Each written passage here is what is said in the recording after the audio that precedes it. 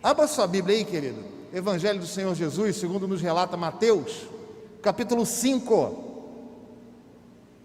Mateus, capítulo 5. Nós vamos fazer a leitura do verso 1 e do verso 2. Eu vou fazer a primeira vez a leitura, na segunda vez todos nós leremos juntos. Diz-nos assim a palavra do Senhor: Vendo Jesus as multidões, subiu ao monte, e como se assentasse, aproximaram-se os seus discípulos, e ele passou a ensiná-los, dizendo: Vamos todos? Vendo Jesus as multidões, subiu ao monte, e como se assentasse, aproximaram-se os seus discípulos, e ele passou a ensiná-los, dizendo... Meus amados, eu gostaria que você mantivesse a sua Bíblia aberta, Mateus capítulo 5. Nós vamos meditar nos versos 1 e 2. Então vamos aprender da parte de Deus. Esteja com seu coração aberto àquilo que o Senhor, por meio do seu Espírito, há de falar ao seu coração. Deus se agrada em se comunicar com o seu povo. Deus se agrada em falar ao coração do seu povo. Então, a partir deste momento, eu gostaria que você estivesse de fato aqui, que nada tirasse a sua atenção antes, pelo contrário, que a sua intenção esteja de fato em estar aqui e ouvir a voz do próprio Deus por meio da exposição da palavra. Não sei se você conhece o livro The Jungle Book, o livro da selva. Neste livro, ele é de 1894. Este livro trata a história de um menino chamado Mowgli, o menino lobo. E não apenas ficou, a história do Mowgli ficou neste livro, mas se expandiu para o universo dos desenhos animados infantis. Agora, o que nem todos sabem é que a história do Mowgli, a história do menino desse livro, The Jungle Book... Já estou sozinho no púlpito. A história desse livro, The Jungle Book, é uma história baseada em fatos. Este menino, de fato, aconteceu. Ele, de fato, existiu. Ele se chama Jinnah, e ele era da Índia. E conta-nos a história real que caçadores estavam na Índia quando viram um bando de lobos passando, e um menino de aproximadamente 6 anos estava seguindo a alcateia com 4 apoios, como se um lobo fosse. Isso aconteceu em 1872. E isso espantou os caçadores e gerou uma certa confusão, e eles resolveram, então, dar cabo dos lobos e capturar o menino. E foi exatamente isso que eles fizeram. Eles capturaram o menino e levaram o menino para um centro, para um abrigo de crianças. E Jinnah foi reeducado. Tentaram inserir valores de alimento cozido, por exemplo, uso de roupas, comer por meio de talheres. E ele resistiu muito a isto, uma vez que ele fora criado por lobos. Isto é real. Conta a história que ele afiava os seus dentes numa pedra. E com muita luta, ele foi sendo reeducado. É fato que ele não conseguiu falar. Ele só fazia sons, grunhidos. É fato que ele não conseguiu ler ou escrever. Mas conta-nos a história algo interessantíssimo. Que havia um outro menino nesse abrigo, que também fora criado e fora achado entre lobos. E eles criaram amizade. Este outro menino era mais velho e o ensinou a beber água num copo. E o padre, que era responsável pelo abrigo, disse: há entre eles uma afeição diferente. Eles são amigos, de fato. E eu fiquei pensando nessa história a respeito do seguinte: esse menino era lobo ou esse menino era ser humano? Em que pese saber que ele, ao final da sua vida, já estava andando como um bípede, com 2 pés apenas, com 2 apoios. Mas ele era um lobo ou ele era um ser humano? Por mais que ele não se enxergasse como um ser humano, por mais que a sociedade da sua época não o enxergasse como um ser humano, ele era ser humano, sim. É aqui que está o confronto e o conflito entre ontologia e epistemologia.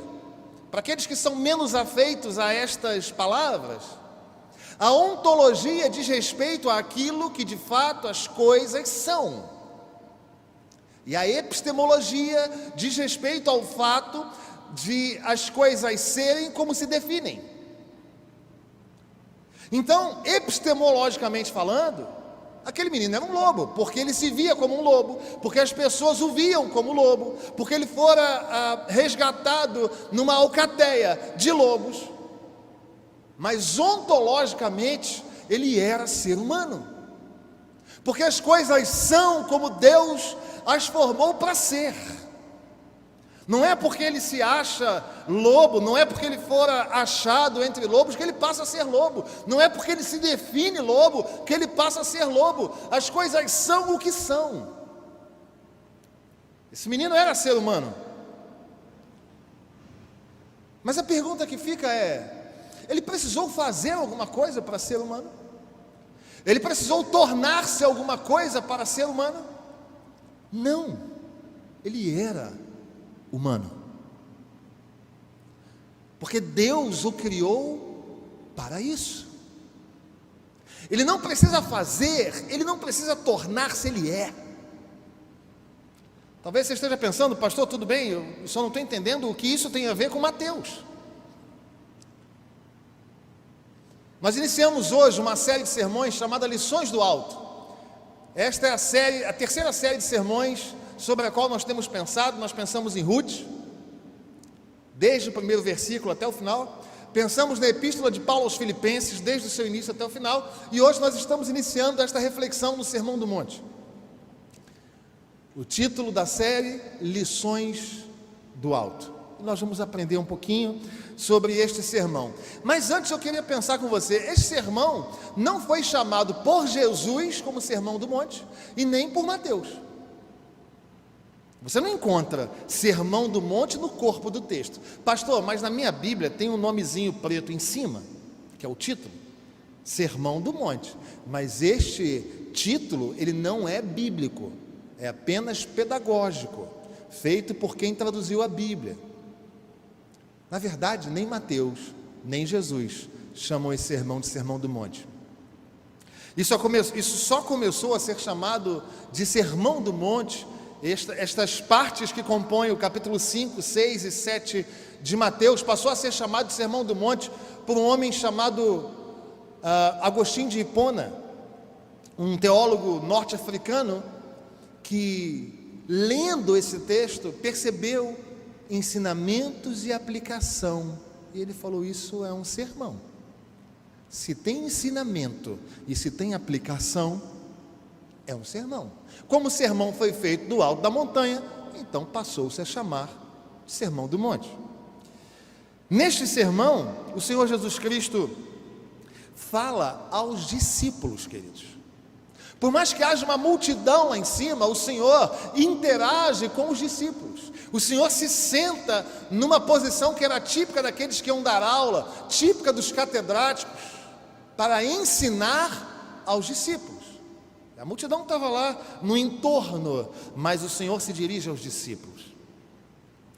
Estive pensando um pouco sobre isto e me vieram à mente algumas interpretações feitas ao Sermão do Monte na cristandade. Talvez tenha sido esta a interpretação que tenha marcado sua vida até aqui. A primeira é que a mensagem do Sermão do Monte é uma mensagem que produz culpa. Pastor, que isso? Como assim? Ela produz culpa porque a impressão que temos é: aqui está o padrão, veja como você tem falhado, sinta-se culpado. Não é sem motivo que muitas vezes ouvimos falar das bem-aventuranças e a gente sai da igreja dizendo assim: eu preciso ser mais manso, eu preciso ser mais manso, eu preciso ser mais manso. Culpa. Eu preciso ser misericordioso, Jesus, eu preciso ser misericordioso. Como se a mensagem do Senhor para os seus discípulos é: faça alguma coisa, se esforce para se tornar alguma coisa. Essa é uma interpretação. Uma segunda interpretação é que é uma mensagem para produzir desesperança. É assim, ó: aqui está o que deveríamos fazer, mas cumprir o Sermão do Monte é impossível. E aí isso gera uma desesperança, porque a gente lê Mateus 5, 6 e 7 e fala: eu nunca vou ser assim, eu não sou assim.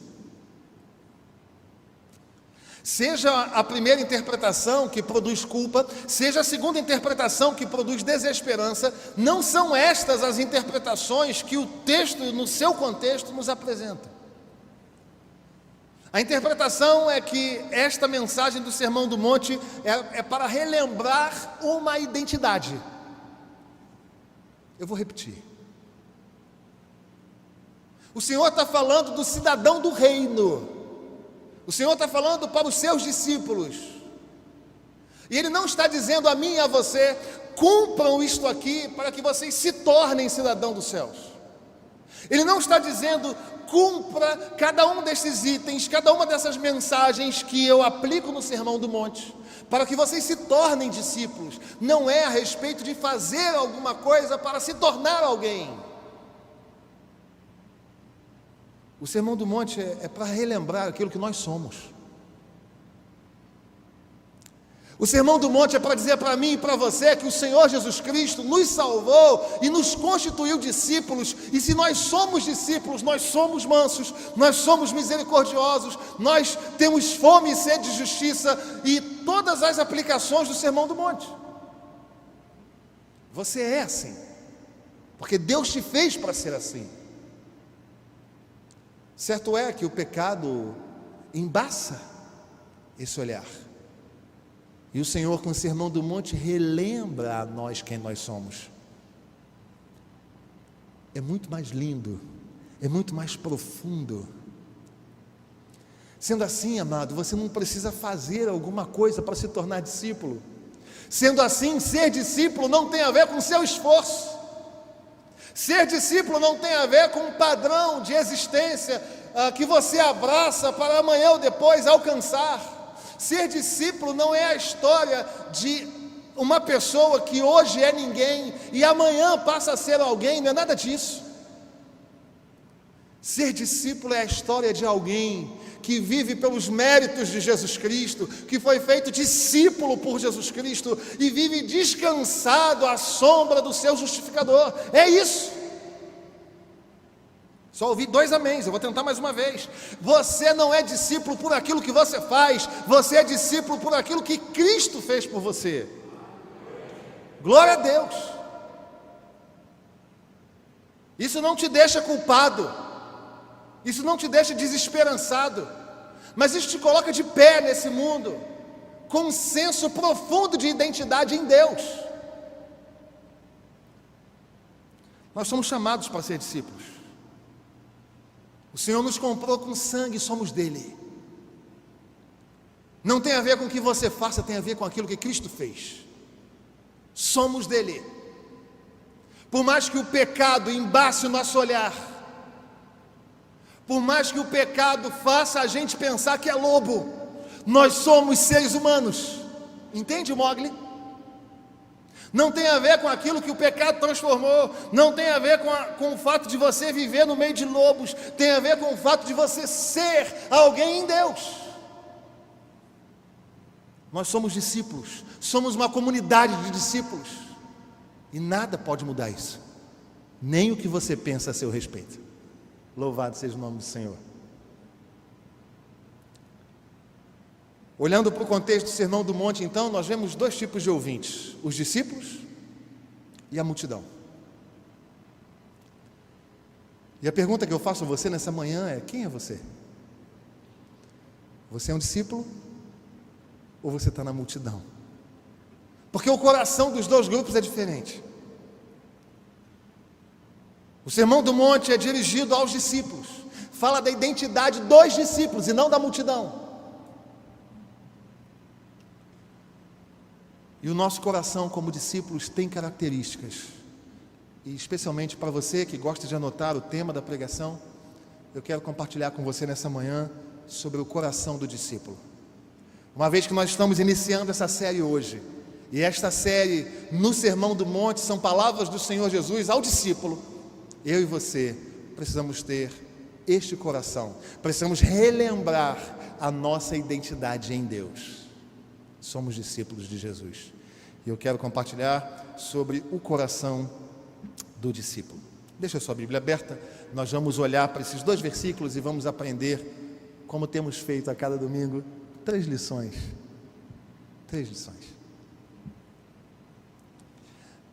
A primeira característica do coração do discípulo é que ele deseja mais proximidade. O verso 1 diz assim: vendo Jesus as multidões, subiu ao monte, e como se aproximasse. Como se assentasse. Aproximaram-se os seus discípulos. O Senhor Jesus se assenta, que era a posição do ensino, era a posição em que os catedráticos davam aula, faziam reflexões, ele se assenta. E diante dele, os seus discípulos, os seus alunos, que se aproximaram dele. Deixa eu explicar uma coisa para você. É impressionante como essa característica, este desejo de se aproximar de Jesus, é uma característica daquele que é discípulo. Inevitavelmente, esse padrão é algo que marca a nossa vida. Se nós somos discípulos de Jesus, nós vamos procurar estar mais perto dele. Mais perto quero estar, meu Deus, de ti. Não é isto que nós cantamos? É impressionante como aquele que é discípulo passa uma vida inteira na fé, no Senhor, buscando a Deus na oração, buscando a Deus na palavra, buscando a Deus e com um senso de que precisa estar a cada dia mais perto de Deus. João capítulo 6, verso 37, diz o seguinte: todo aquele que o Pai me dá, palavras de Jesus, todo aquele que o Pai me dá, estes ficam longe de mim, estes vêm a mim, e os que vêm a mim, de maneira nenhuma o lançarei fora. Se nós somos discípulos de Jesus, nós vamos caminhar na sua direção, nós vamos procurar intimidade com Deus, nós vamos obedecer à orientação do próprio Senhor. E tu, entra no teu quarto, fechada a porta, fala com teu pai que vem em secreto, e o teu Deus que vem em secreto te há de recompensar. Nós vamos procurar intimidade. O discípulo é assim, irmão. E a pergunta que você pode me fazer é: pastor, mas como é que a gente pode buscar mais intimidade com Deus? De forma mais pragmática, como é que eu posso me aproximar mais desse Deus? Em primeiro lugar, nós precisamos entender que para nos aproximarmos de Deus, nós precisamos confessar pecados. Capítulo 59 de Isaías, no verso 2, diz que os nossos pecados, as nossas transgressões, as nossas iniquidades causam separação entre nós e Deus. O Evangelho não é do mais limpo, não é do mais perfeito, não é do que menos erra. A verdade do Evangelho é daquele que mais se limpa no sangue de Jesus. Então você e eu precisamos redescobrir o caminho da oração de confissão, de contrição, o caminho do arrependimento diante de pecados. O Senhor não faz barganha, o Senhor não se ajunta, o Senhor não faz conluio com o pecado. Há uma necessidade de quebrantamento e de arrependimento. A igreja do século 21 precisa reaprender esse caminho, irmão. A igreja do século 21 precisa aprender a se quebrantar diante do Senhor e confiar naquilo que a palavra do Senhor nos diz em 1 João capítulo 1, verso 9, que se nós confessarmos os nossos pecados, Ele é fiel, Ele é fiel, Ele é fiel para perdoar os nossos pecados e nos purificar de toda injustiça. Por que você está guardando pecado aí? O discípulo do Senhor quer se aproximar dele, e o primeiro passo é confessar seus pecados. Não simplesmente diga: Senhor, me perdoe, me desculpe, foi mal. Se arrependa e chore por eles. Quanto tempo tem que você não chora pelos seus pecados?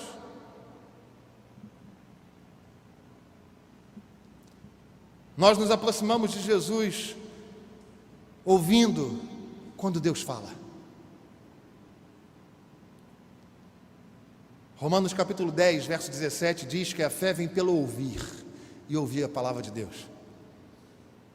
Quando você lê a Bíblia, Deus está falando contigo. Vox Dei, é a voz de Deus. Quando o pregador está expondo a Bíblia, ele não está expondo as histórias pessoais, aquilo que vai no seu próprio coração. O pregador está olhando para a Bíblia e refletindo a partir da Bíblia. Quando o pregador faz isso, é Deus que está falando ao seu coração por meio do Espírito Santo que em nós habita. E nós somos discípulos. E nós buscamos a aproximação com o Senhor, confessando pecados e ouvindo a sua voz. Talvez você esteja aqui nessa manhã e a palavra do Senhor esteja dizendo a você em 2 Timóteo capítulo 3, versos 16 e 17, que é a palavra de Deus que nos torna perfeitamente habilitados para toda boa obra. Tem que conhecer a Bíblia, tem que buscar ouvir a voz de Deus. Nós nos aproximamos de Jesus falando com Ele, em oração. E eu gostaria que você olhasse para Mateus capítulo 6, verso 9 a 13, não precisa olhar agora não. Esse é o texto da oração que o Senhor nos ensinou. A igreja moderna precisa aprender, reaprender a orar. A gente se coloca de joelhos e fala: Senhor, eu quero pedir, eu quero que o Senhor abençoe, eu quero que o Senhor cuide, eu quero que o Senhor guarde. Não há um momento de adoração inicial.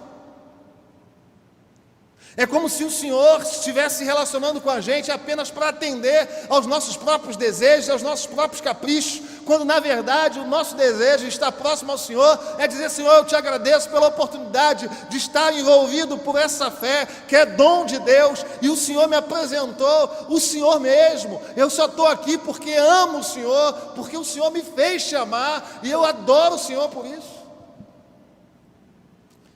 A oração do Senhor fala de 3 primeiros momentos em que a gente se dirige a Deus: santificado seja o teu nome, venha o teu reino e faça-se a tua vontade. Em primeiro lugar é Deus. Aí depois a gente pensa na gente, no pão nosso de cada dia, em perdoar aqueles que a gente tem ofendido, mas olhe para Deus. O discípulo busca aproximação, confessando pecados, ouvindo a Deus e falando com Ele. Estive pensando sobre algo que talvez seja uma experiência sua também. Eu olhei aqui de relance e vi o presbítero André Lima, alguém com quem a gente gosta de conversar. E aí, pastorzão é outro exemplo aqui, passando os olhos assim, a gente vai vendo alguns, né? Pessoas que trabalham na igreja ou que são oficiais da igreja, com os quais a gente acaba tendo mais contato. Aí acabou o expediente, irmã Adriana já está esperando o pastor aqui. Aí a gente começa, aí o pastorzão começa a falar da vida. E aí eu converso com ele conversa comigo, a gente vai conversando. A Adriana já ligou umas 3 vezes, Isaías vem, e a gente está conversando, e sem que a gente perceba, 1h30. Enquanto estava preparando essa pregação, eu estive pensando sobre isso. Por que uma conversa com pessoas mais próximas a gente sem perceber fica 1h30, porque a gente ama essas pessoas, ama estar com essas pessoas. Mas quanto tempo tem demorado os nossos devocionais?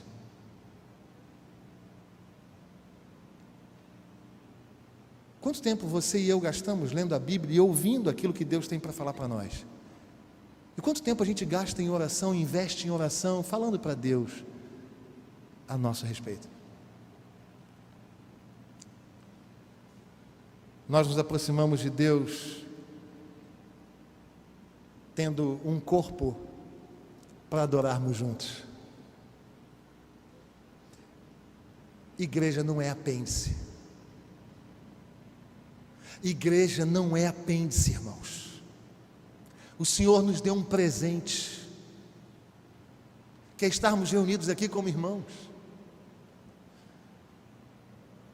E é interessante como a mentalidade moderna traz como que um pensamento usurpador daquilo que de fato é a igreja.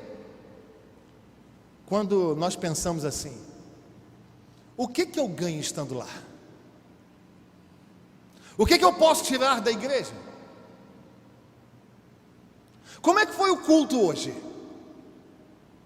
Ora, como foi o culto? Você tem que perguntar ao seu próprio coração.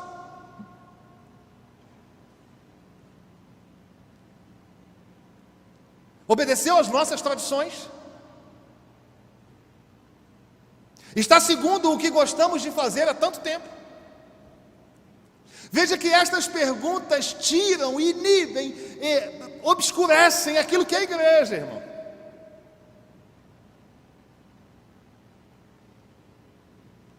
E eu falo isto sendo pastor da igreja evangélica mais antiga do Brasil. Nós não estamos aqui para responder às tradições. Nós as temos, nós as respeitamos. Mas nós estamos aqui para oferecer a nossa vida a Deus a cada domingo. E se você está aqui e não está com essa mentalidade, em nome de Jesus Cristo, mude isso agora.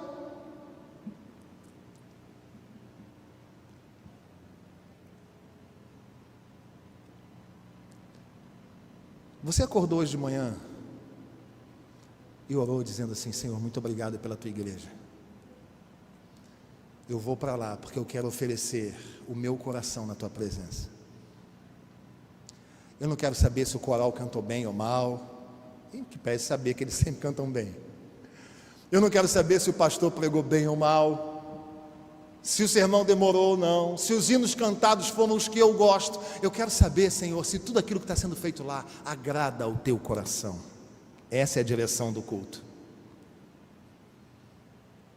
Isso me faz lembrar o Salmo 95: vinde, cantemos ao Senhor com júbilo, celebremos o rochedo da nossa salvação, saiamos ao seu encontro com ações de graças, vitoriemo-lo, festejemo-lo com salmos, porque o Senhor é Deus supremo e o grande rei acima de todos os deuses. Deus nos convoca para adoração, querido. O que você veio fazer aqui? Você que nos acompanha pela internet, você está aqui para quê?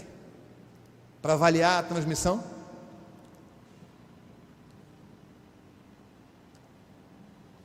Um discípulo do Senhor quer caminhar perto dele. Este é o primeiro aspecto do coração do discípulo. Em segundo lugar, o discípulo nutre uma santa expectativa. Qual era a expectativa da multidão se aproximando de Jesus naquele momento do Sermão do Monte? A multidão ouvia falar dos feitos de Jesus, dos milagres de Jesus, dos discursos de Jesus, e isto é muito bonito e agradável. E eles vão para lá, em primeiro lugar, por curiosidade. Eles precisavam saber se aquilo que se falava era de fato verdadeiro. Mas não apenas isto. Uma vez ouvindo a respeito de Jesus, aqueles que também tinham problemas pessoais também iam à sua presença, para ver se sobrava alguma coisa para a resolução dos seus próprios problemas. Assim pensa a multidão. Pense comigo. Imaginem que eu dissesse a você agora assim, ó: meus irmãos, no endereço tal, rua tal, número tal, existe uma casa em que as pessoas entram em cadeira de rodas e saem correndo. As pessoas entram mudas e saem falando. As pessoas entram cegas e saem enxergando. As pessoas entram possessas e saem libertas. Você acha que essa casa ia ter fluxo de gente lá? É óbvio que sim. Seja por curiosidade, seja por saciar problemas pessoais. Mas este não é o pensamento do discípulo. Esse é o pensamento da multidão. A curiosidade para saber se é assim mesmo ou não, não é de discípulo, é de multidão. Estar perto de Jesus para a resolução de problemas não é coisa de discípulo, é coisa de multidão. A santa expectativa criada no coração do discípulo é que o discípulo não faz questão do que o Senhor vai proporcionar a ele. A grande expectativa do discípulo é: eu quero me tornar como o Senhor. A pergunta do discípulo não é o que você pode fazer por mim. Esta é a pergunta da multidão. A pergunta do discípulo é: o que eu preciso fazer para ser mais parecido com o Senhor? O discípulo tem uma santa expectativa. Ele não quer ser beneficiado, ele quer ser igual ao mestre. É por isso que ele caminha para perto, é por isso que ele se assenta para a aula. Ele tem uma expectativa: hoje estou aprendendo, mas amanhã eu vou ensinar, eu vou ser semelhante ao meu mestre. A multidão precisa ver para crer, mas o discípulo crê para poder enxergar. A multidão busca o milagre, mas o discípulo quer apenas a proximidade do Deus que tem poder de operar. O discípulo tem a expectativa de se tornar como o seu mestre. Ele não quer os benefícios do seu mestre. E aí vale uma pergunta para mim e para você. Uma pergunta autorreflexiva. Você é discípulo por quê? Será que você de fato está curioso para saber se as histórias da Bíblia são verdadeiras? Ou será que você tem um problema pessoal, um problema na saúde, um problema na família, e você está aqui apenas para resolver o seu problema? Porque se isto está acontecendo no seu coração, esse é pensamento de multidão. O discípulo está aqui porque quer aprender do mestre e se tornar cada dia mais parecido com ele. Se o Senhor me abençoar nesse processo, curar minha enfermidade nesse processo, cuidar de mim nesse processo, glória a Deus, o meu objetivo é ser igual a Ele. Essa é a proposta do Evangelho.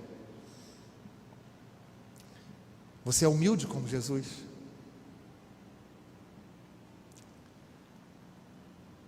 Você serve como Jesus? Isso me faz lembrar a cerimônia do lava-pés. Você estaria disposto, literalmente ou figuradamente, a lavar os pés de alguém que esteja ao seu lado agora? Pastor, mas isso é muita humilhação, porque lavar os pés é coisa de empregado. A palavra empregado pode ser usada como um vocábulo mais perto da Bíblia: servo. O Senhor nos chamou para isso. Como é que você fica quando alguém te chama a atenção? Quando alguém te exorta? Seu orgulho se aflora? O serviço está baseado no amor. E a pergunta é se nós temos amado ao próximo como a nós mesmos e a Deus acima de todas as coisas. Outro aspecto que nós devemos pensar é se nós somos missionais como o Senhor Jesus. Onde o Senhor Jesus estava, Ele estava pregando. Ele estava curando, ele estava anunciando o Evangelho. Alguém pode estar assim: pastor, mas calma aí, eu estou ficando culpado, porque eu não estou sendo assim não. Eu pensei que eu tinha explicado isso no início. O Senhor te chamou para ser assim. Este sermão não é para você se transformar nisso amanhã, é para você relembrar que você é humilde, amoroso, missional, hoje. Por mais que a matilha esteja embaçando o seu olhar com relação a você, você não é lobo, você é discípulo. Entende a metáfora? Por mais que uma vida de pecado, como seres pecadores que somos, possa embaçar do seu olhar, que você quer, deseja, o seu coração pulsa para estar perto. Por mais que o pecado embace o seu olhar, na perspectiva de que você deve nutrir uma santa expectativa em Deus, de ser semelhante a Jesus, você foi criado para isso. E em terceiro e último lugar, diz o verso 2 o seguinte: e ele passou a ensiná-los. Uma outra característica do coração do discípulo é que ele é ensinável, ele é pastoreável. O Senhor se assenta e começa então a explicar para os seus discípulos não aquilo que eles passarão a ser, mas aquilo que eles são. No próximo domingo nós vamos começar falando das bem-aventuranças, mas quando o Senhor está falando das bem-aventuranças, o Senhor não está dizendo para eles assim: olha, discípulos, vocês amanhã devem ser humildes, devem chorar, devem ser mansos, devem ter fome e sede de justiça amanhã. Não é isso não, irmão, não é isso não. Eu não estou dizendo aquilo que você vai ser amanhã, segunda-feira. Eu estou dizendo que se você é discípulo de Jesus Cristo, se você é comprado, lavado e remido no sangue de Jesus, se você crê na obra de Jesus de Nazaré, se você tem fé nisto, entenda, isto não é do seu coração. Se você crê que o Senhor Jesus Cristo é o Deus que se fez carne, habitou entre nós, se ofereceu na cruz, ressurgiu dos mortos e há de voltar para resgatar a sua igreja, se você crê nisso, você é discípulo, você é humilde, você é manso, você tem fome e sede de justiça, você é filho de Deus, você é assim. Por mais que o pecado esteja dizendo que não, eu não estou falando do que você vai fazer, eu estou falando do que você é. E o seu coração é ensinável, o seu coração é pastoreável. O discípulo sempre responde: eis-me aqui, Senhor, pode falar. Eu estou pronto a servir, estou pronto a ouvir, estou pronto a aprender. Se eu estiver errado, Senhor, o Senhor me corrige, e o Senhor pode me corrigir na palavra, o Senhor pode me corrigir por meio dos meus pais, o Senhor pode me corrigir por meio da minha liderança, o Senhor pode me corrigir por meio do meu pastor, o Senhor pode me corrigir, porque eu sou ensinável, porque se eu sou discípulo, eu sou humilde o suficiente para ouvir a repreensão do Senhor.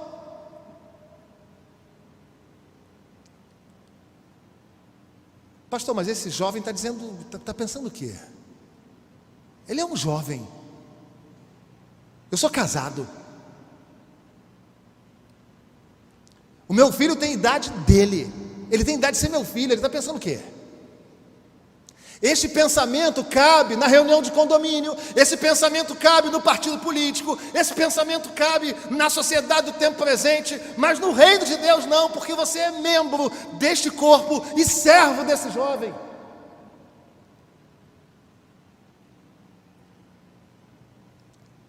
Se uma criança fala da parte de Deus, a gente ouve.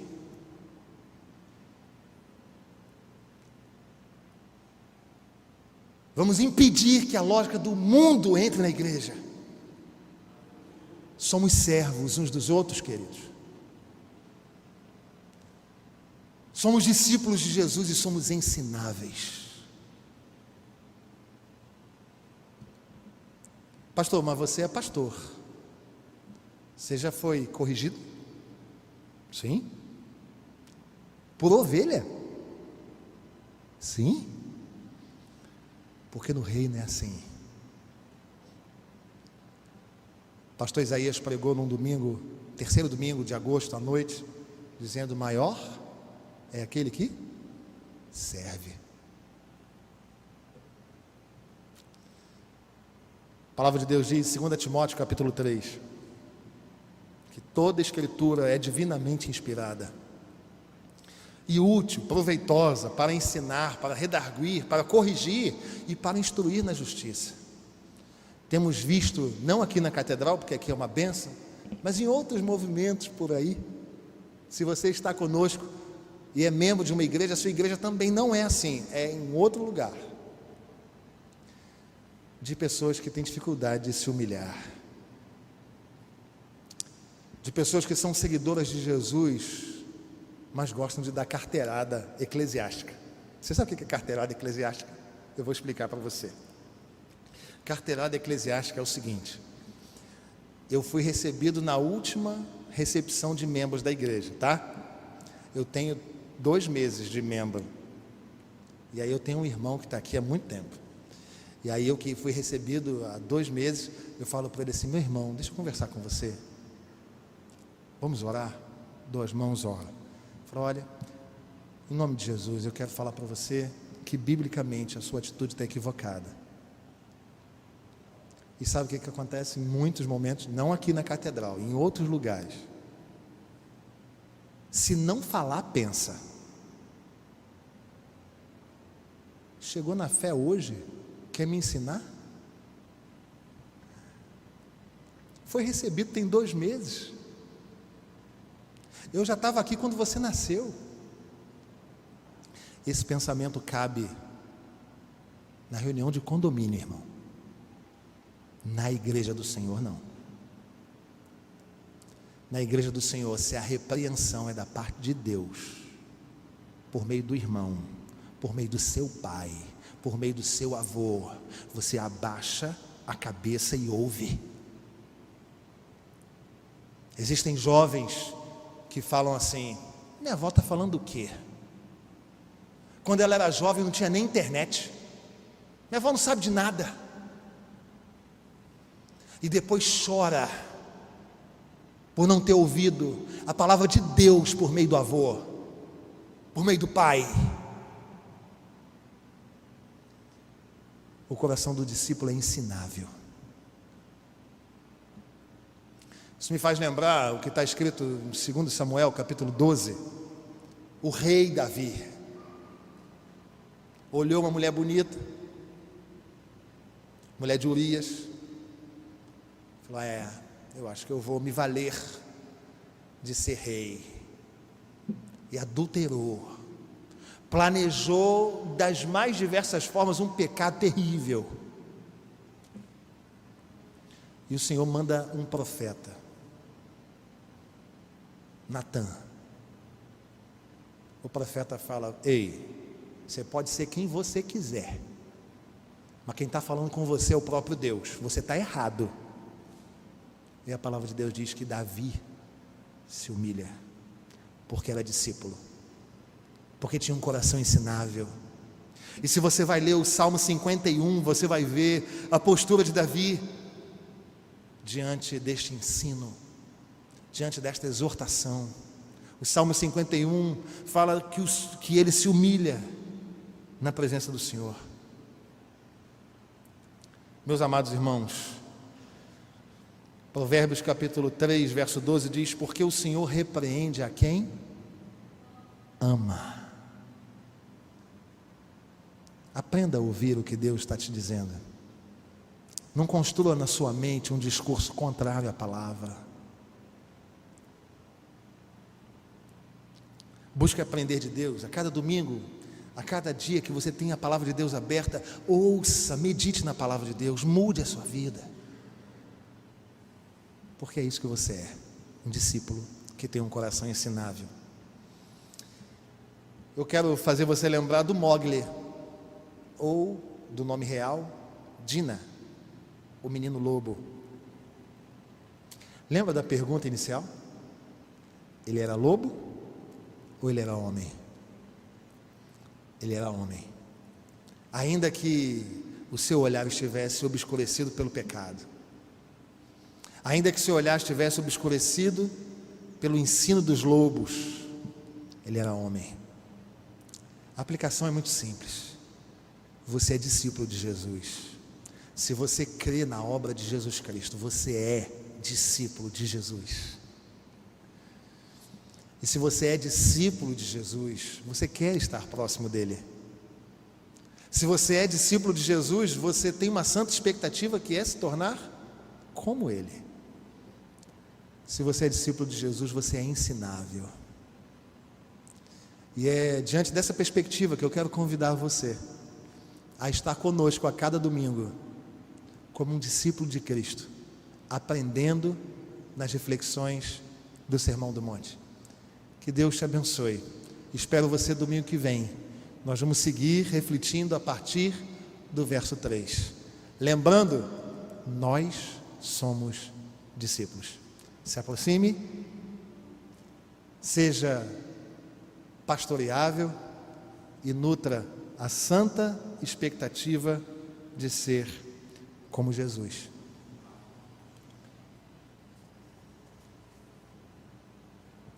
Dá uma vontade de